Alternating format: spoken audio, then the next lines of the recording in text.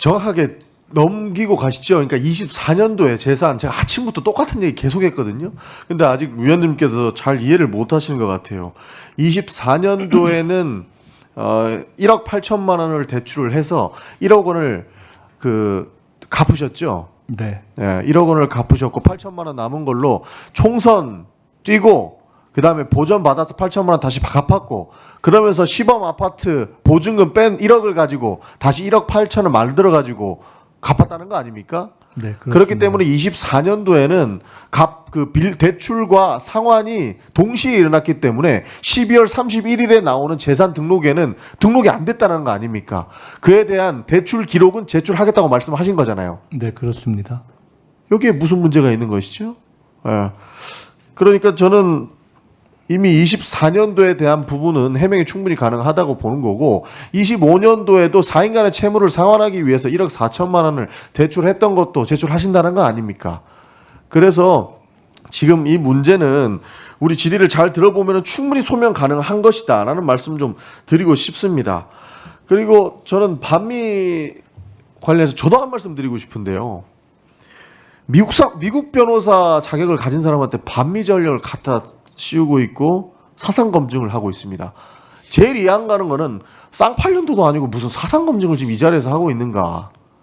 그 부분이 제일 이해가 안 가는 거예요. 정작 미국은 본인 국적의 변호사로 인정했습니다. 근데 왜 우리가 난리예요? 죄송하지만 반민이 아니냐를 떠나서 제가 비교적 질문 주신 의원님들에 비해서 미국의 정치인들이나 통상적인 미국인들과의 교류나 또는 한미 관계에 대한 대화나 또는 뭐 이런 것들이 그 정도의 어떤 교류의 깊이나 폭이 떨어질 것이다라고는 생각하지 않고 있습니다. 그러니까 뭐 하버드 케네디 스쿨 다니면서 거기에 네노라는 정가 인물들 다 나오는 데 아닙니까? 거기에서 역할 하시고 공부 더 해가지고 미국 변호사까지 따셨는데 과거에 네가 이랬잖아, 넌 반미잖아 라고 이야기하는 이 사상 검증이 쌍팔년도도 아닌데 왜 일어나는지에 대해서 이해를 못 하시겠고 후보자께서 그냥 명쾌하게 얘기해 주시면 됩니다. 그리고 우리가 언제 뭐 미국 총리 뽑는 것도 아닌데 그 미국 얘기를 계속 해야 되는지 대한민국의 국익을 위해서 노력해 주시라고 말씀드린 게 저는 더 바람직하다고 보는 것입니다. 그렇기 때문에 뭐 10대 의혹이라고 해가지고 10대 낙마 사유를 가지고 왔는데 거기에도 미국 변호사한테 반미라고 덮어씌우는 내용이 있거든요. 얼마나 터무니없는지를 알 수 있다라는 말씀 좀 드리고 싶습니다.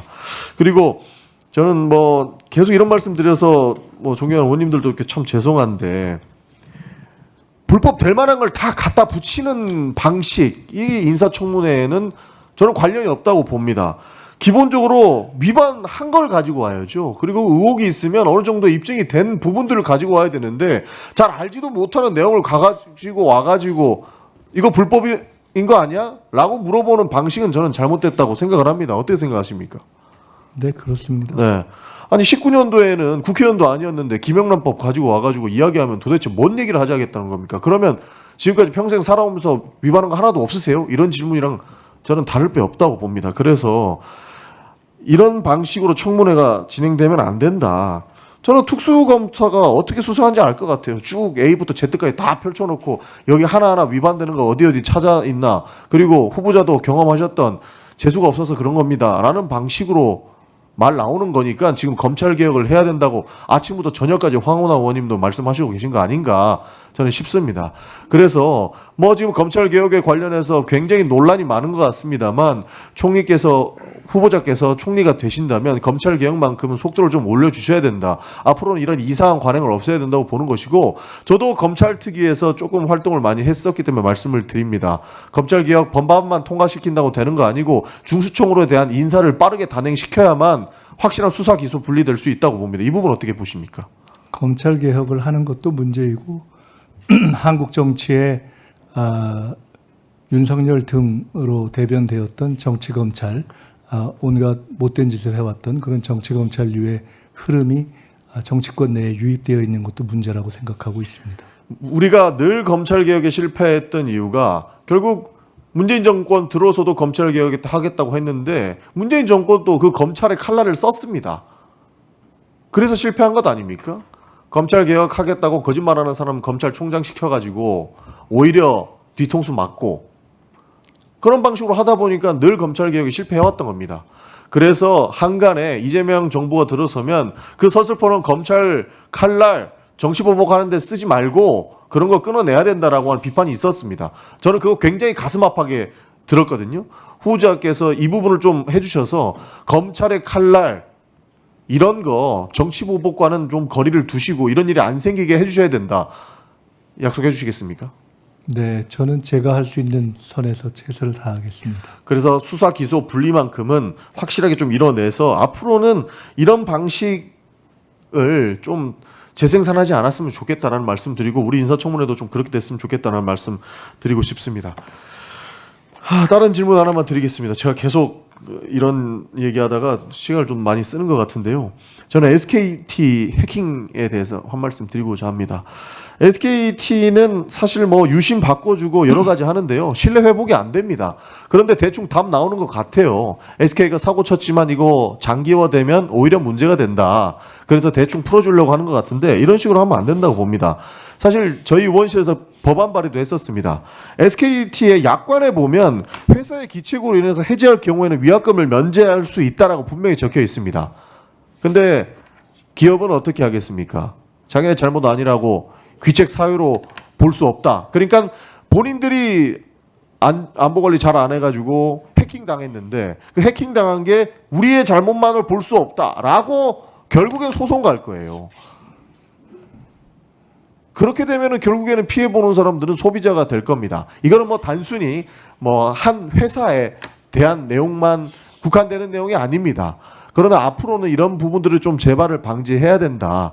분명히 약관에도 들어가 있는데 그런 방식으로 빠져나갈 수 있는 구멍들이 너무 많아서 피해 보는 사람이 한두 명이 아니라고 봅니다. 이 부분 어떻게 보십니까? 우리나라 공정거래위원회의 주된 역할이 시장의 공정화를 위해서 주로 대기업 집단에 대한 전반적인 어떤 독점성 행위를 규제하는 때로부터 이제는 지금 말씀하신 예를 들어 SKT 사건 같은 때에 그 약관에 기초해서 소비자들의 권익을 보호하는 일이라든가 또는 오전에 나왔습니다마는 그 플랫폼과 관련해서 예를 들어 배달 앱에 있어서 원래 취지와 달리 픽업을 하는데도 술주를 부과하는 문제라든가 등등 이렇게 존재하는 약관들의 원래 취지를 엄격하게 확인하고 실행하도록 하는 것 쪽으로 이동하는 단계에 있는 것이 아닌가 이렇게 생각하고 있습니다. 제가 조금 전에 이 그 플랫폼 그 배달과 관련된 내용도 질문 드렸는데 처음부터 끝까지 소비자 권익 보호적 측면입니다. 이 부분만 명확하게 하면 돼요. 사실 정부에서 이런 부분 바로 잡겠다라고 하면은 또 뭐 다른 생각을 가진 분들이 기업 죽이게 하는 건 아니냐 이런 얘기하는데 많은 분들께서 미국 좋아하시더만요. 미국에서 이런 일이 일어나면은 집단 소송 일어나고 굉장히 엄격하게 그렇습니다. 것으로 알고 있습니다. 그런데 우리는 뭐 쓸데없는 거는 미국 다 따라가면서 이렇게 중요한 소비자 권익 보호 문제 같은 경우에는 나 몰라라 하는 것이 바람직하지 않다라고 보는 겁니다. 그래서 청문회에서 사상 검증할 게 아니고 이런 소비자 권익 보호 측면 그리고 집단 소송이 가지고 오는 그런 방향에 대해서는 실용주의 이재명 정부라면은 충분히 검토하고 이런 일이 생기지 않게끔 해야 된다라고 하는 측면에서 오히려 이런 책임 회피성 이런 행동들을 못하게 하는 것이 바람직하다고 봅니다. 어떻게 보십니까? 네, 전적으로 동감합니다. 그런 부분에 대해서 사실 우리 국민들의 뭐 개인정보 보호 이런 측면을 다 넘나들면서 이런 대기업의 횡포가 없게끔 그리고 플랫폼 기업의 횡포가 없게끔 그것이 결국에는 소비자 권익 보호에 문제가 생기게끔 하는 부분들은 바로 잡아주실 것을 요청을 드리겠습니다. 네, 질의 마치겠습니다.